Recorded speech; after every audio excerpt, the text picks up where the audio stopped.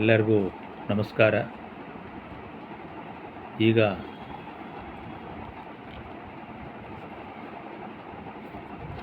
ಇವತ್ತಿನ ತ್ರಿಪುರಾಂತಕ ಜಂಗಮ ಮಠ ಮತ್ತು ಗುರುಸ್ಥಳ ಧರ್ಮಪೀಠದ ಕಾರ್ಯಕ್ರಮವನ್ನು ಬೆಳಗ್ಗೆ ಮಾಡಿದಾಗ್ಯೂ ಕೂಡ ಅದು ಕಾರಣಾಂತರದಿಂದ ಪ್ರಸಾರ ಆಗಲಿಲ್ಲ. ಇರಲಿ, ಮತ್ತೊಮ್ಮೆ ಮಾಡೋಣ. ಆದರೆ ಈಗ ಇವತ್ತಿನ ವಿಷಯ, ಇಲ್ಲಿ ಕೆಲವರು ರೇಣುಕರು, ರೇವಣಸಿದ್ಧರು, ಅವ್ರಿಗೆ ಸಂಬಂಧಪಟ್ಟ ಶಾಸನಗಳು, ಅದಕ್ಕೆ ಸಂಬಂಧಪಟ್ಟಂಥ ಪ್ರಾಚೀನತೆ ಇವೆಲ್ಲವುಗಳನ್ನು ಕೂಡ ತಿಳಿಯದೆ ಅಜ್ಞಾನದಿಂದ ಖಂಡಿಸ್ತಕ್ಕಂಥದ್ದು ಒಂದು ಸಂಪ್ರದಾಯ ಆಗಿಬಿಟ್ಟಿದೆ. ಆದ್ದರಿಂದ ಅದರ ಬಗ್ಗೆ ಇನ್ನೂ ಅವರ ಬಗ್ಗೆ ಬಿಟ್ಟು ಹೋಗಿರತಕ್ಕಂಥ ಕೆಲವು ಮಾಹಿತಿಗಳನ್ನು ನಾನು ತಿಳಿಸಲಿಕ್ಕೆ ಇಲ್ಲಿ ಪ್ರಯತ್ನ ಮಾಡ್ತಾ ಇದ್ದೆ. ಏನಂತಂದರೆ, ರೇವಣ ಸಾಂಗತ್ಯ ಅಂತಕ್ಕಂಥದ್ದು ಒಂದು ಗ್ರಂಥ. ಇದನ್ನು ಬರೆದವರು ದೇವಪುರದ ಚನ್ನಬಸವ ಕವಿ ಅಂತೇಳಿ. ಈ ದೇವಪುರ ಅಂತಕ್ಕಂಥದ್ದು ಈಗಿನ ಹಾಲುರಾಮೇಶ್ವರ ಅಂತ ಏನು ಕರಿತೀವಿ, ಚಿತ್ರದುರ್ಗ ಜಿಲ್ಲೆಯ ಹೊಸದುರ್ಗ ತಾಲ್ಲೂಕಿನ ಹಾಲುರಾಮೇಶ್ವರ ಕ್ಷೇತ್ರದಲ್ಲಿ ಸ್ಥಾನಾಚಾರ್ಯರಾಗಿರ್ತಕ್ಕಂಥ ಪಕ್ಕದ ಗ್ರಾಮ ದೇವಪುರದ ಜಂಗಮ ವಂಶದ ಆರಾಧ್ಯ ಮಠದ ಚನ್ನಬಸವ ಕವಿ ಅಂತೇಳಿ ಈತನ ಪರಿಚಯ. ಈ ಕವಿ ಯಾರು ಅಂತಂದರೆ, ರಾಮಗಿರಿಯ ಕರಿಸಿದ್ದೇಶ್ವರರ ಶಿಷ್ಯ ಈತ, ಬೇರೆ ಯಾರೂ ಅಲ್ಲ. ಇದೇ ರೀತಿ ರಾಮಗಿರಿಯ ಕರಿಸಿದ್ದೇಶ್ವರ ಶಿಷ್ಯರು ಇನ್ನೊಬ್ಬರಿದ್ದಾರೆ. ಅವರ ಹೆಸರು ಗಡದಪ್ಪ ಸ್ವಾಮಿ ಅಂತೇಳಿ. ಅವರು ಕೂಡ ಪಕ್ಕದ ದೇವಪುರ ಗ್ರಾಮದಲ್ಲಿ ಅವರ ಸಮಾಧಿ ಇರತಕ್ಕಂಥ ಮಠ ಈಗಲೂ ಕೂಡ ಇದೆ.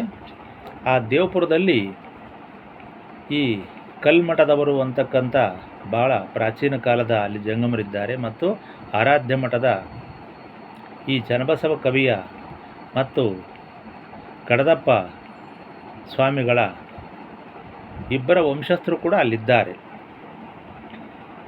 ಈಗಲೂ ಕೂಡ ಅವರ ಸಮಾಧಿಗಳಲ್ಲಿದ್ದಾವೆ.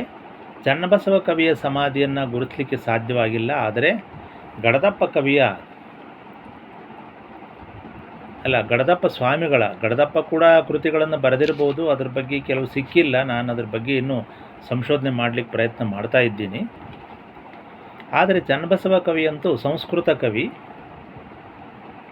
ಈತ ರೇವಣ ಸಾಂಗತ್ಯ ಅಂತಕ್ಕಂಥ ಪುಸ್ತಕ ಬರೆದಿದ್ದಾನೆ. ಇದನ್ನು ಅವನು ವೈರಾಗ್ಯ ಬಂದು ರಾಮಗಿರಿ ಬೆಟ್ಟಕ್ಕೆ ಹೋಗಿ, ಈಗಿನ ಚಿತ್ರದುರ್ಗ ಜಿಲ್ಲೆ ಹೊಳಲ್ಕೆರೆ ತಾಲ್ಲೂಕಿನ ರಾಮಗಿರಿ ಬೆಟ್ಟಕ್ಕೆ ಬಂದು ಅಲ್ಲಿರ್ತಕ್ಕಂಥ ಕರಿಸಿದ್ದೇಶ್ವರ ಕ್ಷೇತ್ರದ ಮೇಲೆ, ಮತ್ತು ಕರಿಸಿದ್ದೇಶ್ವರರು ತಮ್ಮ ಗುರುವಾಗಿರ್ತಕ್ಕಂಥ ಕರಿಸಿದ್ದೇಶ್ವರರು ಆ ವೇಳೆಗಾಗಲೇ ಲಿಂಗೈಕ್ಯರಾಗಿರ್ತಾರೆ ಅಂಥ ಒಂದು ಸಮಾಧಿ ಇರ್ತಕ್ಕಂಥ, ಶಿವಯೋಗ ಸಮಾಧಿ ಇರ್ತಕ್ಕಂಥ ರಾಮಗಿರಿಗೆ ಬಂದು ಈತ ಅಲ್ಲಿ ಅನುಷ್ಠಾನವನ್ನು ಮಾಡುತ್ತಾ ಅಲ್ಲಿನ ಮಠದಲ್ಲಿದ್ದು ಈ ಕಾವ್ಯವನ್ನು, ಈ ರೇವಣ ಸಾಂಗತ್ಯವನ್ನು ಬರೆದಿದ್ದಾರೆ. ಆದ್ದರಿಂದ ಇಲ್ಲಿ ಈ ಒಂದು ಆರಾಧ್ಯ ಮಠ ಅಂತ ಹೇಳ್ಕೊಂಡಿದ್ದಾನೆ. ಇವರ ದೇವರು ಕೊಡದಗುಡ್ಡದ ವೀರಣ್ಣ ಅಂತ ಹೇಳ್ಕೊಂಡಿದ್ದಾನೆ. ಆದರೆ ಜನಗಳು ದೇವಪುರವನ್ನು ಸರಿಯಾಗಿ ಅಧ್ಯಯನ ಮಾಡಿಲ್ಲ, ಸಂಶೋಧನೆ ಮಾಡಿಲ್ಲ. ಅವ್ರು ಏನು ಹೇಳ್ತಾರೆ, ಕಡೂರು ತಾಲ್ಲೂಕಿನ ದೇವನೂರು ಅಂತೇಳಿ ಬರೆದುಬಿಟ್ಟಿದ್ದಾರೆ. ಆದರೆ ಅವರಿಗೆ ಕ್ಷೇತ್ರ ಕಾರ್ಯ ಸರಿಯಾಗಿ ಫಲಿತವಾಗಿಲ್ಲ, ಅವರು ತಪ್ಪಾಗಿ ಬರೆದಿದ್ದಾರೆ. ಇರಲಿ, ಅಂತೂ ನಾನು ಅದನ್ನು ಎರಡೂ ಊರುಗಳು ನನಗೆ ಚಿರಪರಿಚಿತವಿದ್ದರಿಂದ ಕಡೂರು ತಾಲ್ಲೂಕಿನ ದೇವನೂರಿನಲ್ಲೂ ಕೂಡ ನಮಗೆ ಸಂಬಂಧಿಗಳು ಜಂಗಮರಿದ್ದಾರೆ, ಮತ್ತು ಹಾಲರಾಮೇಶ್ವರ ದೇವಪುರದಲ್ಲೂ ಕೂಡ ನಮಗೆ ಸಂಬಂಧಿಕರು ಜಂಗಮರಿದ್ದಾರೆ, ಮತ್ತು ರಾಮಗಿರಿಯಲ್ಲೂ ಕೂಡ ನಮಗೆ ಸಂಬಂಧಿಕರು ಜಂಗಮರಿದ್ದಾರೆ. ಯಾಕಂದರೆ ನಮಗೆ ಸನಿಹದಲ್ಲೇ ನಮ್ಮ ಗ್ರಾಮ ಹೊಸದುರ್ಗ ತಾಲ್ಲೂಕಿನ ಹೆಬ್ಬಳ್ಳಿ ಗ್ರಾಮ ಇರುವುದರಿಂದ ಈ ಹೆಬ್ಬಳ್ಳಿ ಗ್ರಾಮದ ಜಂಗಮರಿಗೂ ಮತ್ತು ಗುಂಡಸಮುದ್ರ ಗ್ರಾಮದ ಜಂಗಮರು, ಅಂದರೆ ಈ ರಾಮಗಿರಿ ಕರಿಸಿದ್ದೇಶ್ವರರ ವಂಶಸ್ಥರಾಗಿರ್ತಕ್ಕಂಥ ಮೂಲ ಜಂಗಮರೇನಿದ್ದರು, ಅವರು ಮೂಲ ರಾಮನಾಥ ಲಿಂಗವನ್ನು ಗುಂಡಸಮುದ್ರದ ಗ್ರಾಮದಲ್ಲಿ ಇದ್ದುಕೊಂಡು ಅವರು ಪೂಜೆ ಮಾಡ್ತಾಯಿದ್ದರು. ಈಗ ಅದಕ್ಕೆ ಸಂಬಂಧಪಟ್ಟಂಗೆ, ಅದಕ್ಕೆ ಆಧಾರವಾಗಿ ಆ ಗುಂಡಸಮುದ್ರದ ಕೆರೆಯ ಏರಿಯ ಪಕ್ಕದಲ್ಲಿ ಮೂಲ ರಾಮನಾಥ ಲಿಂಗ ದೇವಸ್ಥಾನ ಈಗಲೂ ಕೂಡ ಇದೆ. ತೊಲೆಗಳ ಮೇಲೆ ಶಾಸನ ಇದೆ. ದೇವಸ್ಥಾನದ ಹೊರಗಡೆ ವೀರಗಲ್ಲುಗಳಿದ್ದಾವೆ. ಬಹಳ ರಮಣೀಯವಾಗಿರ್ತಕ್ಕಂಥ ಒಂದು ಸ್ಥಳದಲ್ಲಿ ಆ ದೇವಸ್ಥಾನ ಇದೆ. ಬಹಳ ಪುರಾತನ ಹಳೆಯ ಕಾಲದ ದೇವಸ್ಥಾನ ಅದು. ಅದಕ್ಕೆ ಬಹಳ ಜನ ಭಕ್ತರು ಇದ್ದಾರೆ. ಅಂತೂ ಅದರ ಸ್ಥಾನಿಕರಾಗಿ ಗುಣಸಮುದ್ರ ಜಂಗಮರಿದ್ದಾರೆ. ಯಾರು ಅವರು ಅಂತಂದರೆ ಇದೇ ರಾಮಗಿರಿ ಕರಿಸಿದ್ದೇಶ್ವರರ ವಂಶಸ್ಥರೇ ಆಗಿದ್ದಾರೆ. ಅವರೆಲ್ಲರೂ ಕೂಡ ನಮಗೆ ನೆಂಟರೇ ಆಗಿದ್ದಾರೆ, ಬಂಧುಗಳಾಗಿದ್ದಾರೆ. ಅವರದು ಏಕೋರಾಮರಾಧ್ಯರ ಗೋತ್ರ, ನಮ್ಮದು ರಂಭಾಪುರಿ ವೀರಗೋತ್ರ. ಇವರಿಬ್ಬರಿಗೂ ಕೂಡ ಹಿಂದಿನ ಕಾಲದಿಂದ ವೈವಾಹಿಕ ಸಂಬಂಧಗಳು ನಡೀತಾನೆ ಬಂದಿದ್ವು. ಆದ್ದರಿಂದ ಇವರೆಲ್ಲರೂ ನಮಗೆ ಚಿರಪರಿಚಿತ ಜಂಗಮರು ಹಾಗೂ ಬಂಧುಗಳು. ಹಿಂದಿನ ಕಾಲದಿಂದಲೂ ಕೂಡ ಇವರೆಲ್ಲ ನಮಗೆ ಬಂಧುಗಳು. ಇಂಥ ಪ್ರಸಂಗದಲ್ಲಿ ನನಗೆ ಈ ಚನ್ನಬಸವ ಕವಿಯ ಪ್ರೇರಣೆ, ರಾಮಗಿರಿ ಕರಿಸಿದ್ದೇಶ್ವರರ ಪ್ರೇರಣೆ, ಗಡದಪ್ಪ ಸ್ವಾಮಿಗಳ ಪ್ರೇರಣೆ, ರೇವಣ ಸಿದ್ದೇಶ್ವರರ ಪ್ರೇರಣೆ, ಮೂಲ ರಾಮನಾಥಲಿಂಗದ ಪ್ರೇರಣೆ, ರಾಮಗಿರಿ ಕರಿಸಿದ್ದೇಶ್ವರ ಕ್ಷೇತ್ರದ ಪ್ರೇರಣೆ ಮತ್ತು ನಮ್ಮ ಮಠದ ಅಂದರೆ ಹೆಬ್ಬಳ್ಳಿ ಜಂಗಮ ಮಠ ಏನಿತ್ತೋ ಪಂಚಮಠಗಳ ಪರಂಪರೆಯ, ಗಣಮಠಗಳ ಪರಂಪರೆಯ, ಶಿವಗಣಗಳ ಮಠಗಳ ಪರಂಪರೆಯ ಒಂದು ಮಠ ಏನಿತ್ತೋ ಆ ಮಠದ ಪರಂಪರೆಯಲ್ಲಿ ನಮ್ಮ ವಂಶಸ್ಥರಾದವರು ಇಬ್ಬರು ಜಂಗಮರು ವೀರಶೈವ ಧರ್ಮ ಪ್ರಸಾರವನ್ನು ಮಾಡಿದ್ರು. ಯಾರ ಜೊತೆ ಅಂದರೆ ಇದೇ ರಾಮಗಿರಿ ಕರಿಸಿದ್ದೇಶ್ವರರು ಮತ್ತು ಯಡಿಯೂರು ಸಿದ್ಧಲಿಂಗೇಶ್ವರರು. ಇವರಿಬ್ಬರ ಒಂದು ಸಮಕ್ಷಮದಲ್ಲಿ ಇವರು ಮಾಡಿದ್ರು. ಇಂಥ ಪ್ರಸಂಗದಲ್ಲಿ ಬಹುಶಃ ಈ ಚನ್ನಬಸವ ಕವಿಯು ಇದ್ದ ಅಂತ ಅನಿಸ್ತಾ ಇದೆ. ಗಡದಪ್ಪ ಸ್ವಾಮಿ ಅಂತೂ ಇದ್ದ ಅಂತ ನಮಗೆ ಗೊತ್ತಾಗಿದೆ. ಆತ ಅಲ್ಲಿರ್ತಕ್ಕಂಥ ಹಾಲುರಾಮೇಶ್ವರ ಕ್ಷೇತ್ರದ ಸ್ಥಾನಿಕನೂ ಕೂಡ ಆಗಿದ್ದ, ಸ್ಥಾನಾಚಾರ್ಯನಾಗಿದ್ದ ಅಂತ ಗೊತ್ತಾಗಿದೆ. ಆದ್ದರಿಂದ ಈ ಕವಿಯು ಕೂಡ, ಈ ಚನ್ನಬಸವ ಕವಿ, ಏನು ರೇವಣ ಸಾಂಗತ್ಯವನ್ನು ಬರೆದಿರತಕ್ಕಂಥ ಚನ್ನಬಸವ ಕವಿಯು ಕೂಡ ಬಹಳ ಪ್ರಮುಖವಾಗಿರ್ತಕ್ಕಂಥ ಕವಿಯಾಗಿದ್ದಾನೆ. ಈತ ಸಾಕಷ್ಟು ವಿದ್ವಾಂಸನಾಗಿದ್ದಾನೆ. ಆದರೆ ಕೆಲವರು ಗೊತ್ತಿಲ್ಲದೆ ಲಕ್ಷ್ಮೀಶ ಕವಿಯ ಈಗಿನ ದೇವನೂರು ಅಲ್ಲಿಗೆ ಈತನನ್ನು ಹೋಲಿಕೆ ಮಾಡಿ ಇಬ್ಬರು ಕವಿಗಳ ಪರಿಚಯವನ್ನು ಮಾಡಿದ್ದಾರೆ. ಆದರೆ ನನ್ನ ಸಂಶೋಧನೆಯ ಪ್ರಕಾರ ಮತ್ತು ವಾಸ್ತವಿಕ ಸಂಗತಿಗಳ ಪ್ರಕಾರ ನಮಗೆ ಇಲ್ಲಿ ಸಂಶೋಧನೆ ಮಾಡತಕ್ಕಂಥ ಅಗತ್ಯವೇ ಕಂಡುಬರಲಿಲ್ಲ. ಯಾಕಂದರೆ ಈ ಎಲ್ಲ ಜಂಗಮರು ನಮಗೆ ಪೂರ್ವಕಾಲದ ಬಂಧುಗಳು. 500 ಸಾವಿರಾರು ವರ್ಷಗಳಿಂದಲೂ ಇವರು ನಮಗೆ ಬಂಧುಗಳೇ ಆಗಿದ್ದಾರೆ. ಆದ್ದರಿಂದ ಇದೆಲ್ಲ ನನಗೆ ಸುಲಭ ಸಾಧ್ಯವಾಗಿ ಇವೆಲ್ಲವುಗಳ ಪ್ರೇರಣೆಯಿಂದ ನಾನು ಸಂಶೋಧಕನಾಗಲು ಸಾಧ್ಯವಾಯಿತು. ಮತ್ತು ನಮ್ಮ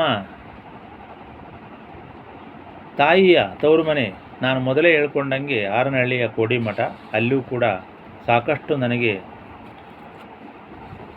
ಆ ಕ್ಷೇತ್ರದ ಮತ್ತು ಅಲ್ಲಿ ನಮ್ಮ ತಾಯಿಯ ಪೂರ್ವಿಕರು ಅಲ್ಲಿ ಇದ್ದು ಆ ಮಠವನ್ನು ಉಳಿಸಿಕೊಂಡು ಬಂದಂಥ ಬಹಳ ಮುಖ್ಯ ಪಾತ್ರವನ್ನು ವಹಿಸಿರ್ತಕ್ಕಂಥ, ಆ ಮಠವನ್ನು ಉಳಿಸಲಿಕ್ಕೆ ಸಾಕಷ್ಟು ಕಾರಣಕರ್ತರಾಗಿರತಕ್ಕಂಥ ಆ ಜಂಗಮರ ಕೃಪೆಯಿಂದಲೂ ಅದೇ ವಂಶದಲ್ಲಿ ನಾನು ಹುಟ್ಟಿದ್ದರಿಂದಲೂ ಇವೆಲ್ಲವೂ ಕೂಡ ನನ್ನ ವ್ಯಕ್ತಿತ್ವಕ್ಕೆ ಬಹಳ ನೀರೆರೆದವು. ಮತ್ತು ಆ ಮಠಕ್ಕೆ ಬರ್ತಿದ್ದಂಥ ಕುಂಭಕೋಣದ ಪೆರಿಯ ಮಠದ ಸಾರಂಗ ಶಿವಾಚಾರ್ಯ ಸ್ವಾಮಿಗಳು ಬರ್ತಾಯಿದ್ದರು. ಅವರು ಕೂಡ ನಮ್ಮ ಅಜ್ಜಿಯ ಅಣ್ಣರಾಗಿದ್ದರು. ಅದು ಒಂದು ಪ್ರೇರಣೆ. ಮತ್ತು ಅಲ್ಲಿದ್ದಂಥ ನಮ್ಮ ಮುತ್ತಜ್ಜ ಅಂದರೆ ನಮ್ಮ ತಾಯಿಯ ಅಜ್ಜ, ಅವರು ಕೂಡ ಕೋಡಿಮಠದಲ್ಲಿದ್ದು ತ್ರಿಕಾಲ ಪೂಜೆಯನ್ನು ಮಾಡ್ತಾಯಿದ್ದರು. ಬಹಳ ದೀರ್ಘಾಯುಷಿಗಳಾಗಿದ್ದರು, ಶತಾಯುಷಿಗಳಾಗಿದ್ದರು. ಇವೆಲ್ಲ ಪ್ರೇರಣೆಗಳು, ಅಲ್ಲಿರ್ತಕ್ಕಂಥ ಸ್ವಾಮಿಗಳು ನನ್ನ ಮೇಲೆ ಕೃಪಾದೃಷ್ಟಿಯನ್ನು ಬೀರ್ತಕ್ಕಂಥದ್ದು, ಇವೆಲ್ಲವೂ ಕೂಡ ಬಹಳ ನನಗೆ ತ್ರಿಪುರಾಂತಕಲಿಂಗದ ಪರಿಚಯವನ್ನು ಮಾಡಿಕೊಟ್ಟಿದ್ದು. ಅಲ್ಲಿರ್ತಕ್ಕಂಥ ನೀಲಲೋಚನ ಸ್ವಾಮಿಗಳು ನನಗೆ ತ್ರಿಪುರಾಂತಕೇಶ್ವರ ಅಂತ ಹೆಸರನ್ನು ಬದಲಾವಣೆ ಮಾಡಿದ್ದು, ಇವೆಲ್ಲವೂ ಕೂಡ ನನ್ನ ಬಾಲ್ಯ ಜೀವನದ ಮೇಲೆ ಸಾಕಷ್ಟು ಪರಿಣಾಮವನ್ನು ಉಂಟು ಮಾಡಿದ್ದು. ರಾಮಗಿರಿ ಕರಿಸಿದ್ದೇಶ್ವರರ ಪ್ರೇರಣೆಯಿಂದ ನಾನು ಸುಮಾರು 5-6ನೇ ತರಗತಿಯಲ್ಲಿ ಇದ್ದಾಗಲೇ ನಾನು ಕವನಗಳನ್ನು, ವಚನಗಳನ್ನು ಬರೀಲಿಕ್ಕೆ ಪ್ರಾರಂಭ ಮಾಡಿದ್ದೆ. ಅದನ್ನು ನೋಡಿದಂಥ ನಮ್ಮ ಶಾಲಾ ಮಾಸ್ತರು, ನಿನ್ನನ್ನು ಕವಿತ್ವ ನಿನ್ನಲ್ಲಿರೋದ್ರಿಂದ ನೀನು ಬರೀ, ನಾನು ನಿನ್ನನ್ನು ಆಕಾಶವಾಣಿಗೆ ಕಳಿಸ್ಕೊಡ್ತೀನಿ ಅಂತ ಆವತ್ತಿನ ಕಾಲದಲ್ಲಿ ಹೇಳಿದ್ದರು. ಆದರೆ ಕೆಲವಾರು ವಿಷಯಗಳು ಹೇಳಿದಂಥವು ಯಾವುವು ನಡೀಲಿಲ್ಲ. ಅವಕ್ಕೆಲ್ಲ ಯೋಗ ಬೇಕು, ಇರಲಿ. ಈಗಂತೂ ನಾನು ಸಂಶೋಧಕನಾಗಲಿಕ್ಕೆ ಈಗಿನ ಎಲ್ಲ ಮೇಧಾವಿ ಸಂಶೋಧಕರು ಏನು ಇತಿಹಾಸಗಳನ್ನು ತಿರುಚಿ ಬರೆದಿದ್ದಾರೋ ಅವೆಲ್ಲವುಗಳನ್ನು ಪುನರ್ ಅಧ್ಯಯನ ಮಾಡಿ ವಿಮರ್ಶೆಗೊಳಪಡಿಸಿ ಅವುಗಳನ್ನು ಸರಿಪಡಿಸಲಂತೂ ನಾನು ಸಮರ್ಥನಾಗಿದ್ದೇನೆ, ವಿದ್ಯುಕ್ತನಾಗಿದ್ದೇನೆ ಅಂತಕ್ಕಂಥದ್ದು ಬಹಳ ಸಂತೋಷವಾಗಿರ್ತಕ್ಕಂಥ ವಿಷಯ. ಆದ್ದರಿಂದ ಇಲ್ಲಿ ಈ ರೇವಣ ಸಾಂಗತ್ಯಕ್ಕೆ ಪೂರ್ವಭಾವಿಯಾಗಿ ಈ ಎಲ್ಲ ವಿಷಯಗಳನ್ನು ನಿಮಗೆ ಹೇಳಿದ್ದೇನೆ. ಇಲ್ಲಿ ಏನು ತಪ್ಪು ಮಾಡಿದ್ದಾರೆ ಅಂತಂದರೆ, ರೇವಣ ಸಿದ್ಧರ ಒಂದು ವಂಶವು ರೇಣುಕರ ವಂಶದಿಂದ, ರೇಣುಕ ಗೋತ್ರದಿಂದ ಬಂದಿದೆ. ಇಲ್ಲಿ ರೇಣುಕರು ಮುಖ್ಯವಾಗಿ ಟೀಕೆ ಮಾಡ್ತಕ್ಕಂಥ ವಿಷಯ ಅಂತಂದರೆ, ರೇಣುಕರು ಶಂಕರಾಚಾರ್ಯರಿಗೆ ಲಿಂಗ ಪ್ರದಾನ ಮಾಡಿದ್ದರು ಅಂತಕ್ಕಂಥ ವಿಷಯವನ್ನೇ ಇವರು ಒಪ್ಪದಲೆ, ಇದಕ್ಕೆ ಸಂಬಂಧಪಟ್ಟ ಶಾಸನಗಳು ಇದ್ದಾಗ್ಯೂ ಕೂಡ ಎಲ್ಲವನ್ನೂ ಒಪ್ಪದಲೆ ಈ ರೀತಿ ಮಾಡ್ತಾಯಿದ್ರು. ಅದಕ್ಕೋಸ್ಕರ ಅದಕ್ಕೆ ಪೂರಕವಾಗಿರ್ತಕ್ಕಂಥ ಒಂದಿಷ್ಟು ಅಂಶವನ್ನು ನಾನು ನಿಮಗೆ ಹೇಳ್ತಾ ಇದ್ದೇನೆ. ಈಗ ರೇವಣ ಸಾಂಗತ್ಯವನ್ನು ಬರೆದಿರತಕ್ಕಂಥ ಚನ್ನಬಸವಿಯು ಜಂಗಮ ವಂಶದವನಾಗಿದ್ದು ದೇವಪುರದ ವೀರಣ್ಣಯ್ಯನವರ ಮಗನೆಂತಲೂ ತನ್ನ ಮನೆ ದೇವರು ಗುಡ್ಡದ ವೀರೇಶ ಅಂತ ಹೇಳ್ಕೊಂಡಿದ್ದಾರೆ. ಇದನ್ನೆಲ್ಲ ನಾನು ಹೇಳಿದ್ದೀನಿ. ಈಗ ಮುಂದೆ ಸುಮಾರು ಇವನ ಕಾಲಮಾನ 14ನೇ ಶತಮಾನ ಅಂತ ಹೇಳಿದ್ದಾರೆ. ಇನ್ನು ಕೆಲವರು ಒಂದು ಸ್ವಲ್ಪ ಹೆಚ್ಚು ಕಮ್ಮಿ ಹೇಳಿದ್ದಾರೆ. ಆಮೇಲೆ ಈತ ರಾಮಗಿರಿ ಬೆಟ್ಟದ ಮೇಲೆ ಈ ಕಾವ್ಯವನ್ನು ಬರೆದ ಅಂತಕ್ಕಂಥದ್ದು ಒಂದು ವಿಷಯ. ಅಂತೂ ಇಂತೂ ಈತ ವೀರಗೋತ್ರದವನಾದ್ದರಿಂದ ರಂಭಾಪುರಿ ಪೀಠದ ಜಂಗಮನೆ ಆಗಿದ್ದರಿಂದ ಈತನ ದೇವರು ರೇವಣಸಿದ್ದೇಶ್ವರ, ರೇಣುಕರು ಅಂತಕ್ಕಂಥ ಒಂದು ಆಧಾರ ಕೂಡ ನಮಗೆ ಚೆನ್ನಾಗಿ ಸಿಗುತ್ತೆ. ಏನು ಮಾಡ್ತಾನೆ, ಹೀಗೆ ಸುಮಾರು 970 ವರ್ಷಗಳ ಪೂರ್ವದಲ್ಲಿ ಸಿದ್ಧನಾಥ ಶಿವಾಚಾರ್ಯ ಎಂಬತಕ್ಕಂಥ ವೀರಶೈವ ಸಂಸ್ಕೃತ ಪಂಡಿತನು ಬರೆದ ರೇಣುಕ ವಿಜಯ, ಈ ರೇಣುಕ ವಿಜಯವನ್ನು ಈಗ ಬರೆದಿದ್ದಲ್ಲ. ರೇಣುಕ ವಿಜಯ ಗ್ರಂಥ ಬರೆದಿದ್ದ್ಯಾರು ಅಂದರೆ 970 ವರ್ಷಗಳ ಪೂರ್ವದಲ್ಲಿದ್ದ ಸಿದ್ಧನಾಥ ಶಿವಾಚಾರ್ಯ. ಇವಕ್ಕೆಲ್ಲ ನಾವು ದಾಖಲೆ ಕೇಳಿದರೆ ಕೊಡೋಕ್ಕಾಗೋದಿಲ್ಲ. ನಾವೆಲ್ಲಿಂದ ತರಲಿ ದಾಖಲೆಯನ್ನು? ನಾನು ಹೇಳಿದ್ದೀನಿ ನಿಮಗೆ ಸಾಕಷ್ಟು. ಒಂದೆರಡು ಕೇವಲ 4-5 ತಲೆಮಾರಿನ ನಿಮ್ಮ ತಂದೆ ತಾಯಿಯರ, ನಿಮ್ಮ ಅಜ್ಜನ ಹೆಸರನ್ನು ಬರ್ಕೊಂಡು ಬನ್ನಿ, ಆಗ ನಾವು ನಿಮಗೆ ದಾಖಲೆ ಕೊಡ್ತೀವಿ ಅಂತ. ಆದ್ದರಿಂದ ಇವೆಲ್ಲವೂ ಕೂಡ ಯಾವುದೂ ಕೂಡ ಸುಳ್ಳಲ್ಲ, ಇದು ನಿಜ. ಸಿದ್ಧನಾಥ ಶಿವಾಚಾರ್ಯ ಇದ್ದಿದ್ದು ನಿಜ. ಎಲ್ಲಿದ್ದ ಏನು ಅಂತಕ್ಕಂಥದಕ್ಕೆ ಮತ್ತೆ ಸಾಕಷ್ಟು ಹಿನ್ನೆಲೆ ಇರುತ್ತೆ, ಅವೆಲ್ಲವೂ ಕೂಡ ಸಿಗ್ತಾ ಇಲ್ಲ. ಈ ಗ್ರಂಥದಲ್ಲಿ ಇರ್ತಕ್ಕಂಥ ವಿಷಯವನ್ನಷ್ಟೇ ನಿಮಗೆ ಹೇಳ್ತಾ ಇದ್ದೇನೆ. ಈ ಗ್ರಂಥಾಧಾರದಿಂದ ಚನ್ನಬಸವ ಕವಿಯು ಕನ್ನಡದಲ್ಲಿ ರೇವಣ ಸಾಂಗತ್ಯವನ್ನು ಈ ಸಿದ್ಧನಾಥ ಶಿವಾಚಾರ್ಯರು ಬರೆದಂಥ ಆ ಗ್ರಂಥವನ್ನು ಆಧಾರವಾಗಿಟ್ಟುಕೊಂಡು ಬರದೆ ಅಂತ ಅವರು ಹೇಳ್ತಾರೆ. ಅದು ಸತ್ಯನೇ ಆಗಿದೆ. ಯಾರೂ ಕೂಡ ಸುಮ್ಮನೆ ರೇವಣ ಸಾಂಗತ್ಯವನ್ನು, ರೇಣುಕರ ಸಾಂಗತ್ಯವನ್ನು ಬರೀಲಿಕ್ಕೆ ಯಾವುದಾರ ಒಂದು ಆಧಾರ ಬೇಕೇ ಬೇಕು. ಆದ್ದರಿಂದ ಅವರು ಬರೆದಿದ್ದಾರೆ. ಈ ಗ್ರಂಥಕ್ಕೆ ಕರ್ನಾಟಕದಲ್ಲಿ ಬಹಳ ಪೂಜ್ಯತೆ ಇದೆ. ನಾವಾದರೂ ಈ ಭಕ್ತಿಯಿಂದ ಈ ಪೂಜ್ಯ ಗ್ರಂಥವನ್ನು ಸ್ಮರಿಸುತ್ತೇವೆ ಅಂತೇಳಿ ದಾವಣಗೆರೆ ತಾಲೂಕಿಗೆ ಸೇರಿದ ಅಣಜಿ ದ್ಯಾಮವ್ವನಹಳ್ಳಿಯಲ್ಲಿ ಬ್ರಹ್ಮ ತೀರ್ಥಾಶ್ರಮವನ್ನು ಸ್ಥಾಪಿಸಿಕೊಂಡು ರೇವಣಸಿದ್ಧ ಯೋಗ ತಂತ್ರವೆಂಬ ವೈದ್ಯಯಂತ್ರ ಮಂತ್ರ ಗ್ರಂಥ ಜ್ಯೋತಿಷ್ಯವನ್ನು ಬರೆದು ನಾಡಿನಲ್ಲೆಲ್ಲ ತುಂಬಿರುವುದು ಇವರು ಹೇಳಿದ್ದಾರೆ. ಇವರು ಇದನ್ನು ಅಂದರೆ ರೇವಣಸಿದ್ಧರು ಕೇವಲ ಬರೀ ಗುರುಗಳಾಗಿರಲಿಲ್ಲ, ಆಚಾರ್ಯರಾಗಿರಲಿಲ್ಲ, ವೈದ್ಯ ತಂತ್ರ ಪ್ರವೀಣರಾಗಿದ್ದರು, ಪವಾಡ ಪುರುಷರಾಗಿದ್ದರು, ನವನಾಥ ಸಿದ್ಧರಿಗೆ ಅಗ್ರಗಣ್ಯರಾಗಿದ್ದರು ಅಂತ ಬಹಳಷ್ಟು ವಿಷಯಗಳು ಬರ್ತವೆ. ಅಷ್ಟೇ ಅವರ ನಾಮ, ಅವರ ಅದಕ್ಕೆ ಆಧಾರವಾಗಿ ನಮ್ಮ ಕರ್ನಾಟಕ ಮತ್ತು ಕರ್ನಾಟಕವಲ್ಲದೆ ಮಧ್ಯಪ್ರದೇಶ ಬೇರೆ ಬೇರೆ ಕಡೆ ಕೂಡ ಅವರ ಸಂಬಂಧಪಟ್ಟಂಥ ಇತಿಹಾಸ ನಮಗೆ ಸಿಗ್ತಾ ಇದೆ. ಆದ್ದರಿಂದ ಅವೆಲ್ಲವೂ ಕೂಡ ನಿಜ ಅಂತ ನಾವು ಒಪ್ಕೋಬೇಕಾಗತ್ತೆ. ಯಾರೋ ಏನೋ ಹೇಳಿದರು ಅಂತ ಹೇಳ್ಬಿಟ್ಟು ಅದನ್ನು ಒಪ್ಕೊಳ್ಳೋಕ್ಕೆ ಸಾಧ್ಯವಿಲ್ಲ. ಆದ್ದರಿಂದ ಈ ರೇವಣಸಿದ್ಧರ ಪರಿಚಯ ಹೇಗೆ ಅಂದರೆ, ಯುಗದ ವಿಷಯ ಬರುತ್ತೆ, ಯುಗಾಂತರದ ವಿಷಯ ಬರುತ್ತೆ. ಈಗಲೂ ಕೂಡ ನಾವು ರೇಣುಕರನ್ನು ನಾವು ಯುಗಮಾನೋತ್ಸವ ಅಂತ ಆಚರಿಸ್ತೀವಿ ವಿನಃ ರೇವಣಸಿದ್ಧ ಜಯಂತಿ ಅಂತ ಆಚರಿಸೋದಿಲ್ಲ. ರೇವಣಸಿದ್ಧ ಜಯಂತಿ ಅಂತ ಆಚರಿಸಿದ್ದೇ ಆದರೆ ಅದು ಇತ್ತೀಚಿನ 12ನೇ ಶತಮಾನದ ರೇವಣಸಿದ್ಧರ ಬಗ್ಗೆ ಇರಬಹುದು. ಅಂತೂ ರೇವಣಸಿದ್ಧರದು ರೇಣುಕರ ಪರಂಪರೆ ಅಂತಕ್ಕಂಥದ್ದಂತೂ ಸತ್ಯ. ಆದ್ದರಿಂದ ಇಲ್ಲೇನಾಗಿದೆ, ಸಾಕಷ್ಟು ಪವಾಡಗಳನ್ನು ಇವರು ಮಾಡಿದ್ದಾರೆ. ಇದಕ್ಕೆ ಸಂಬಂಧಪಟ್ಟಂತೆ ಕೆಲವು ಶಾಸನಗಳಿದ್ದಾವೆ. ಈಗ ಅವ್ರಿಗೆ ಸಂಬಂಧಪಟ್ಟಂಥ ಶಾಸನಗಳನ್ನು ಕೆಲವು ಸಂಶೋಧಕರು ಅವನ್ನು ಉಲ್ಲೇಖ ಮಾಡಿದ್ದಾರೆ. ಆದರೆ ಕೆಲವು ಶಾಸನಗಳನ್ನು ಬಿಟ್ಟುಬಿಟ್ಟಿದ್ದಾರೆ. ಇಲ್ಲಿ ಒಂದು ಬಿಟ್ಟಿರ್ತಕ್ಕಂಥ ಶಾಸನ ಇಲ್ಲಿ 2 ಇದ್ದಾವೆ. ಇದನ್ನು ನಾನು ಹೇಳ್ತೀನಿ. ಧಾರವಾಡ ಜಿಲ್ಲೆಯ ರೋಣ ತಾಲೂಕಿನ ನರೇಗಲ್ಲು ಗ್ರಾಮದ ಚಾವಡಿಯ ಮುಂದೆ ಒಂದು ಶಾಸನ ಇದೆ. ಇದರ ಕಲಚುರಿ ಸಂಗಮನ ಆಳ್ವಿಕೆ ಅಂದರೆ 6ನೇ ವರ್ಷ, ಅಂದರೆ 1187ನೇ ರೇವಣೇಶ್ವರ ದೇವರ ಪೂಜೆ ಮತ್ತು ನೈವೇದ್ಯಕ್ಕೆ ದ್ರವ್ಯ ದಾನ ಮಾಡಿದ ಶಾಸನ ಇದೊಂದು. ಇದನ್ನು ನಾನು ಬೇರೆ ನರೇಗಲ್ ಶಾಸನವನ್ನು ಬೇರೆಯವರು ಉಲ್ಲೇಖ ಮಾಡಿದಂಥ ಒಂದು ವಿಷಯವನ್ನು ನಾನು ನೋಡಲಿಲ್ಲ. ಅದರಿಂದ ಇದು ಕೂಡ ಒಂದು ಅವ್ರು ಬಿಟ್ಟು ಹೋಗಿರ್ತಕ್ಕಂಥ ವಿಷಯ. ಸಾಮಾನ್ಯವಾಗಿ ಈ ಪುಸ್ತಕದಲ್ಲಿರೋದ್ರಿಂದ ಇವರು ಇದನ್ನು ಬಿಟ್ಟಿರ್ಬೋದು, ಸುಮ್ಮನೆ ಪ್ರಕ್ಷಿಪ್ತ ಅಂತ ಹೇಳಲಿಕ್ಕೆ, ಅಥವಾ ಅನವಶ್ಯಕವಾಗಿ ಯಾಕೆ ರೇವಣಸಿದ್ಧರ ವಿಷಯವನ್ನು ನಾವು ಇದು ಮಾಡಬೇಕು ಅಂತ ಬಿಟ್ಟಿರ್ಬೋದು. ಆಮೇಲೆ ಇನ್ನೊಂದು, ಕಲಬುರಗಿ ಜಿಲ್ಲೆಯಲ್ಲಿ ಚಿತ್ತಾಪುರ ತಾಲೂಕಿನ ಇಂಗಳಗಿ ಗ್ರಾಮದ ಮೂಲೇಶ್ವರ ದೇವಾಲಯದಲ್ಲಿ ಒಂದು ಶಿಲಾಶಾಸನ. ಇದರ ಕಾಲ ದೇವಗಿರಿ ಯಾದವ ಶಿಂಗಣನ ಆಳ್ವಿಕೆ ಕಾಲ 1210 ಅಂತ ಬರೆದಿದ್ದಾರೆ. ಇದರಲ್ಲಿ ಮಹಾಲಿಂಗ ದೇವರ ಉರಿಗಣ್ಣ ಜ್ವಾಲೆಯಿಂದ ಉದಯಿಸಿದ ವೀರ ಮಹಾವೀರಗಣಗಳನ್ನು ಮತ್ತು ಅಸಂಖ್ಯಾತ ಶಿವಶರಣರನ್ನು ವರ್ಣಿಸಿದೆ. ಅನಂತರ ಸಿದ್ಧರಾಮನಾಥ, ದಶಗಣ ಸಿಂಗದೇವ, ಬಿಜ್ಜೇಶ್ವರ, ರೇವಣೇಶ್ವರ, ಕನ್ನೇಶ್ವರ, ಕೇದಾರದೇವ, ನಾಗೇಶ್ವರ ಇಂತಿ ಸಕಲ ಲಿಂಗದೇವರಿಗೆ ಗುಡ್ಡವೆ ಅಂತಕ್ಕಂಥ ಒಬ್ಬ ಶರಣೆ ಈ ಒಂದು ಗಣಮಠಕ್ಕೆ ವೃತ್ತಿಯನ್ನು ಕೊಟ್ಟಿದ್ಲು ಅಂತಕ್ಕಂಥ ವಿಷಯ. ಈ ವೃತ್ತಿಯನ್ನು ಪಡೆದವರು ಯಾರು ಅಂತಂದರೆ ಈ ಮೂಲ ದೇವರ ಪಾದಾರಕ್ಕೆ ಆಗಿರ್ತಕ್ಕಂಥ ಒಬ್ಬಳು ಸನ್ಯಾಸಿನಿ ಆಕೆ.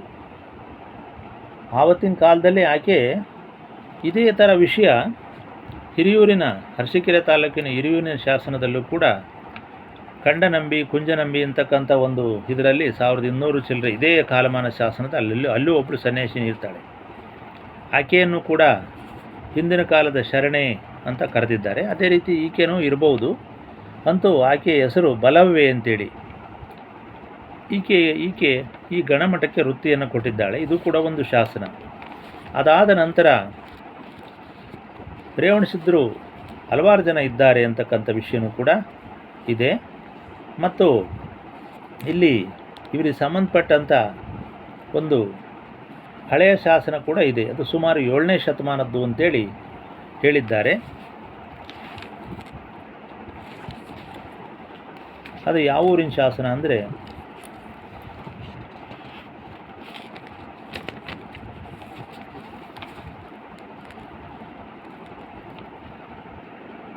ಧಾರವಾಡ ಜಿಲ್ಲೆ ಹಾವೇರಿ ತಾಲ್ಲೂಕಿನಲ್ಲಿ ಗಣಜೂರು ಎಂಬ ಗ್ರಾಮದ ಶಾಸನದಲ್ಲಿ ರೇವಣ್ಣ ಎಂಬ ವ್ಯಕ್ತಿಯ ನಿರ್ದೇಶನ ಬರುತ್ತದೆ. ಈ ಶಾಸನ ಬಾದಾಮಿ ಚಾಲುಕ್ಯರ ವಿಕ್ರಮಾದಿತ್ಯನ ಆಳ್ವಿಕೆಯ ಕಾಲದ್ದು. ಇದು 7ನೇ ಶತಮಾನ. ಇವೇ ಮುಂತಾದ ಪ್ರಮಾಣಗಳಿಂದ ರೇವಣಸಿದ್ಧರು ಪ್ರಾಚೀನರೆಂದು ದೇಸಾಯಿ ಪಾಂಡುರಂಗರಾಯರು, ಎಂ.ಎ. ನೀಲಗಿರಿ ಅವರು ಸಿದ್ಧ ಮಾಡಿದ್ದಾರೆ ಅಂತೇಳಿ ಹೇಳಿದ್ದಾರೆ. ಇದು ಕೂಡ ಸುಮ್ಮನೆ ಯಾರು ಅಂತೂ ಹೇಳಲಿಕ್ಕೆ ಸಾಧ್ಯವಿಲ್ಲ. ಆದ್ದರಿಂದ ರೇವಣಸಿದ್ಧರು ಮತ್ತು ರೇಣುಕರ ಪರಂಪರೆ ಹಳೆಯದಾಗಿ ಹಿಂದಿನಿಂದಲೂ ಇದೆ. ಅದರಿಂದಲೇ ಅವರು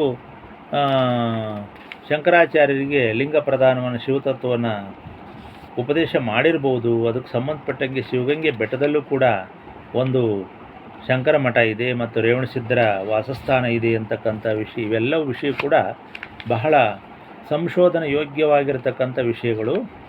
ಆದ್ದರಿಂದ ಇಂಥ ವಿಷಯಗಳನ್ನು ಮರೆಮಾಚಿ ದಿಕ್ಕು ತಪ್ಪಿಸಿ ಕೇವಲ ತಮ್ಮ ಮೂಗಿನ ನೇರಕ್ಕೆ ಎಷ್ಟು ಬೇಕೋ ಅಷ್ಟು ವಿಷಯಗಳನ್ನು ಮಾತ್ರ ಇಲ್ಲಿ ಪ್ರತಿಪಾದನೆ ಮಾಡಿದ್ದಾರೆ. ಈ ಒಂದು ರೇವಣ ಸಾಂಗತ್ಯದಲ್ಲಿ ಸಾಕಷ್ಟು ಅಧ್ಯಾಯಗಳಿವೆ. ಸುಮಾರು ಒಂದು 14-15 ಅಧ್ಯಾಯ ಇದ್ದಾವೆ. ಎಲ್ಲ ಅಧ್ಯಾಯಗಳು ಕೂಡ ಸಾಕಷ್ಟು ಒಳ್ಳೆಯ ಆಧ್ಯಾತ್ಮ ವಿಷಯಗಳನ್ನು ಹೊಂದಿದ್ದಾವೆ. ಶಿವತತ್ವದ ಸಂಬಂಧಪಟ್ಟಂಥ ವಿಷಯಗಳನ್ನು ಹೊಂದಿದ್ದಾವೆ. ಇವೆಲ್ಲವುಗಳನ್ನು ಚೆನ್ನಾಗಿ ಓದಿದಾಗ ಅರ್ಥವಾಗುತ್ತೆ. ಆದ್ದರಿಂದ ಇವರು ಕಂಚಿಗೆ ಹೋಗಿದ್ದರು. ಅಲ್ಲಿ ವಿಷ್ಣು ಮೂರ್ತಿಯನ್ನು ಪ್ರತಿಷ್ಠಾಪನೆ ಮಾಡಿದಂಥ ಚೋಳರಾಯನು ಅಲ್ಲಿ ಈ ವಿಷ್ಣು ಮೂರ್ತಿ ಅಲ್ಲಾಡ್ತಾ ಇದ್ದಾಗ ಈ ರೇವಣಸಿದ್ಧರು ಅಲ್ಲಿ ಪಿಣ್ಣಾಂಕ ದೇವ ಅನ್ನೋ ಹೆಸರಿನಲ್ಲಿ ಅಲ್ಲಿ ವಾಸ ಮಾಡ್ತಿರ್ತಾರೆ. ಆ ಒಂದು ವಿಗ್ರಹ ಎಷ್ಟು ಮಾತ್ರವೂ ಕೂಡ ಏನು ಮಾಡಿದರೂ ಕೂಡ ನಿಲ್ಲದೇ ಇರೋದ್ರಿಂದ ಅದನ್ನು ನಿಲ್ಲಿಸಲಿಕ್ಕೆ ಬಹಳ ಪ್ರಯತ್ನವನ್ನು ಮಾಡ್ತಾರೆ.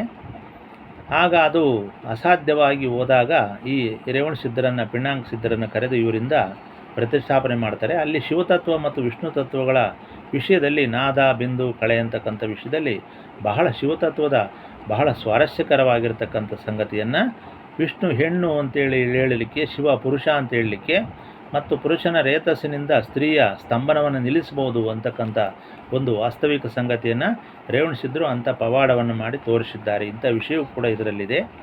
ಆದ್ದರಿಂದ ಇವುಗಳನ್ನು ಯಾರು ಅಸಹ್ಯಕರ ರೀತಿಯಲ್ಲಿ ಇವುಗಳನ್ನು ವ್ಯಾಖ್ಯಾನ ಮಾಡ್ತಕ್ಕಂಥ ಉದ್ದೇಶ ಇಲ್ಲಿಲ್ಲ. ಆದ್ದರಿಂದ ಇವೆಲ್ಲವೂ ಕೂಡ ಬಹಳ ಉತ್ತಮವಾಗಿರ್ತಕ್ಕಂಥ, ನೈಜವಾಗಿರ್ತಕ್ಕಂಥ, ಶಿವತತ್ವಕ್ಕೆ ಪೂರಕವಾಗಿರ್ತಕ್ಕಂಥ ವಿಷಯಗಳು ಅಂತ ಹೇಳ್ತಾ ಇನ್ನೂ ಸಾಕಷ್ಟು ವಿಷಯಗಳಿದ್ದಾವೆ. ಆದ್ದರಿಂದ ದೊಡ್ಡ ದೊಡ್ಡ ವಿಡಿಯೋಗಳನ್ನು ಮಾಡುವುದರಿಂದ ಯಾರಿಗೂ ಕೂಡ ಅದು ಹಿಡಿಸೋಲ್ಲ ಅಂಥೇಳಿ.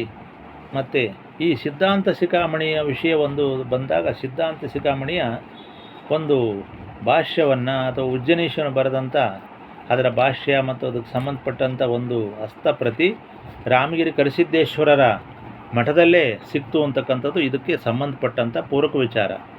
ಈಗಿನ ತಿಪಟೂರು ತಾಲ್ಲೂಕಿನ ಹೊನ್ನವಳ್ಳಿ ಗ್ರಾಮದಲ್ಲಿರ್ತಕ್ಕಂಥ ಕರಿಸಿದ್ದೇಶ್ವರ ಮಠದಲ್ಲಿ ಅಲ್ಲಿದ್ದಂಥ ಹಿಂದಿನ ಇದೇ ರಾಮಗಿರಿ ಕರಿಸಿದ್ದೇಶ್ವರ ಸ್ವಾಮಿಗಳು ಆ ಒಂದು ಪಂಚಾಶ ಪುರಾಣ ಅಂತಕ್ಕಂಥದ್ದು ಮತ್ತು ಇನ್ನೊಂದು ಗ್ರಂಥ ಅವರು ಬರೆದಿದ್ದಾರೆ. ಅವೆಲ್ಲ ಸಾಕಷ್ಟು ಅಲ್ಲಿ ಹಸ್ತಪ್ರತಿಗಳಿದ್ದು ಅಂತಕ್ಕಂಥ ಸಾಕಷ್ಟು ವಿಷಯ ಇರೋದ್ರಿಂದ ಇವೆಲ್ಲವೂ ಕೂಡ ಒಂದಕ್ಕೊಂದು ಪ್ರಬೋಧ ಚಂದ್ರೋದಯ ಅಂತಕ್ಕಂಥ ಗ್ರಂಥವನ್ನು ರಾಮಗಿರಿ ಕರಿಸಿದ್ದೇಶ್ವರರು ಬರೆದಿದ್ದಾರೆ. ಅದನ್ನು ಆ ಹಸ್ತಪ್ರತಿಯನ್ನು ಸಾಸಿ ಮರಳಯ್ಯನವರು ಆ ಮಠದಿಂದ ತಗೊಂಡೋಗಿ ಈಗ ಡಾಕ್ಟರ್ ಸಿ ವೀರಣ್ಣ ಅಂತ ಈಗಲೂ ಬೆಂಗಳೂರಲ್ಲಿದ್ದಾರೆ, ವಿಜಯನಗರದಲ್ಲಿ. ಅವರು ಅದನ್ನು ಅಚ್ಚು ಮಾಡಿಸಿದ್ದಾರೆ. ಈಗಲೂ ಕೂಡ ಪ್ರತಿಗಳು ಸಿಗ್ತವೆ. ಅದರಿಂದ ಸಾಕಷ್ಟು ಜನ ರಾಮಗಿರಿ ಕರಿಸಿದ್ದೇಶ್ವರರ ಶಿಷ್ಯರು ಭಕ್ತರು ಈ ಪುಸ್ತಕವನ್ನು ತಗೊಂಡು ಓದಬಹುದು. ಬಹಳ ಅಪರೂಪವಾಗಿರ್ತಕ್ಕಂಥ ರಾಮಗಿರಿ ಕರಿಸಿದ್ದೇಶ್ವರರೇ ಸ್ವಯಂ ಬರೆದಿರ್ತಕ್ಕಂಥದ್ದು.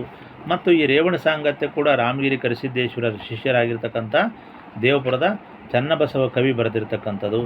ಇವೆಲ್ಲವುಗಳನ್ನು ಮತ್ತು ರಾಮಗಿರಿ ಕರಿಸಿದ್ದೇಶ್ವರರ ಮಠದಲ್ಲಿ ಅಂದರೆ ತಿಪಟೂರು ತಾಲೂಕು ಹೊನ್ನವಳ್ಳಿ ಮಠದಲ್ಲಿ ಸಿಕ್ಕಂಥ ಸಾಕಷ್ಟು ಹಸ್ತಪ್ರತಿಗಳು, ಅವರೇ ಬರೆದಂಥ ಪಂಚಾಶ ಪುರಾಣ, ಇಂಥವೆಲ್ಲವೂ ಕೂಡ ರೇವಣಸಿದ್ಧರ ಒಂದು ಪರಂಪರೆಯನ್ನು ಅವರು ಅನುಸರಿಸಿದ್ರು ಅಂತಕ್ಕಂಥ ವಿಷಯಕ್ಕೆ ಬಹಳ ಪೂರಕವಾದ ದಾಖಲೆಗಳನ್ನು ಒದಗಿಸ್ತವೆ.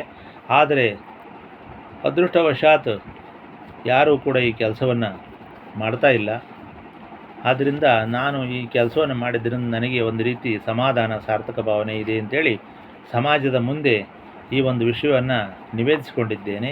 ಇದಕ್ಕೆ ಸಂಬಂಧಪಟ್ಟಂಥ ಇತಿಹಾಸವನ್ನು ನಾನು ಪಂಚಪೀಠ, ಶೂನ್ಯಪೀಠ, ಶ್ರೀ ರಾಮಗಿರಿ ಕರಿಸಿದ್ದೇಶ್ವರರು, ವೀರಶೈವ ಜಂಗಮರು 15ನೇ ಶತಮಾನದಲ್ಲಿ ಮಾಡಿರ್ತಕ್ಕಂಥ ವೀರಶೈವ ಧರ್ಮ ಪ್ರಸಾರ, ಈ ಕರಿಸಿದ್ದೇಶ್ವರ ಬಗ್ಗೆ, ರಾಮಗಿರಿ ಬಗ್ಗೆ, ಹಾಲು ರಾಮೇಶ್ವರ ಕ್ಷೇತ್ರದ ಬಗ್ಗೆ, ದೇವಪುರದ ಬಗ್ಗೆ, ದಶರಥ ರಾಮೇಶ್ವರ ಕ್ಷೇತ್ರದ ಬಗ್ಗೆ, ನಾಡಿನ ವಿವಿಧ ಕರಿಸಿದ್ದೇಶ್ವರ ಮಠಗಳ ಬಗ್ಗೆ, ಹೀಗೆ ಎಲ್ಲ ವಿಷಯಗಳು ನನ್ನ ಹತ್ರ ಇರುವುದರಿಂದ ದಯಮಾಡಿ ಎಲ್ಲ ಭಕ್ತರು ಕೂಡ ಇದಕ್ಕೆ ಸಂಬಂಧಪಟ್ಟಂಥ ಮಾಹಿತಿಗಳನ್ನು ತಿಳ್ಕೋಬೇಕು ಅಂತೇಳಿ ನಾನು ಕೇಳ್ತಾ ಇದ್ದೇನೆ. ಯಾಕಂದರೆ ನಾನು ತಿಳ್ಕೊಂಡಂಥ ಜ್ಞಾನ ಹಿಂಗೆ ಆಗಬಾರ್ದು ಅಂತ ನಾನು ಗ್ರಂಥವನ್ನು ಕೂಡ ಬರೆದಿದ್ದೇನೆ. ಅದನ್ನು ಪ್ರಕಟ ಮಾಡಲಿಕ್ಕೆ ಮತ್ತು ಅದಕ್ಕೆ ಸಹಕಾರವನ್ನು ಕೊಡಲಿಕ್ಕೂ ಕೂಡ ಎಲ್ಲರ ಒಂದು ಸಹಕಾರ ಬೇಕಿದೆ. ಮತ್ತು ಕೇವಲ ಅದಷ್ಟೇ ಅಲ್ಲ, ಯಾರಾದರೂ ಭಕ್ತರು ಮುಂದೆ ಬಂದೇ ಅದನ್ನು ಅಚ್ಚು ಹಾಕಿಸ್ತಾರೆ, ಅದಂತೂ ಉಳಿಯುವುದಿಲ್ಲ. ಆದರೆ ನಿಮ್ಮಗಳ ಒಂದು ಸಹಕಾರವೂ ಬೇಕು. ನೀವು ಈ ಕಡೆ ಮನಸ್ಸನ್ನು ಕೊಡುವುದರಿಂದ ನಿಮ್ಮ ಜನ್ಮವೂ ಕೂಡ ಸಾರ್ಥಕವಾಗುತ್ತದೆ ಅಂತಕ್ಕಂಥ ಒಂದು ದೃಷ್ಟಿಯಿಂದ ಈ ವಿಷಯವನ್ನು ಹೇಳಿದ್ದೇನೆ. ಆದ್ದರಿಂದ ಎಲ್ಲರೂ ಸಹಕಾರ ಕೊಡಿ ಅಂತ ಹೇಳ್ತಾ ಇವತ್ತಿನ ಒಂದು ಉಪನ್ಯಾಸವನ್ನು ಮುಗಿಸೋಣ. ನಮಸ್ಕಾರ.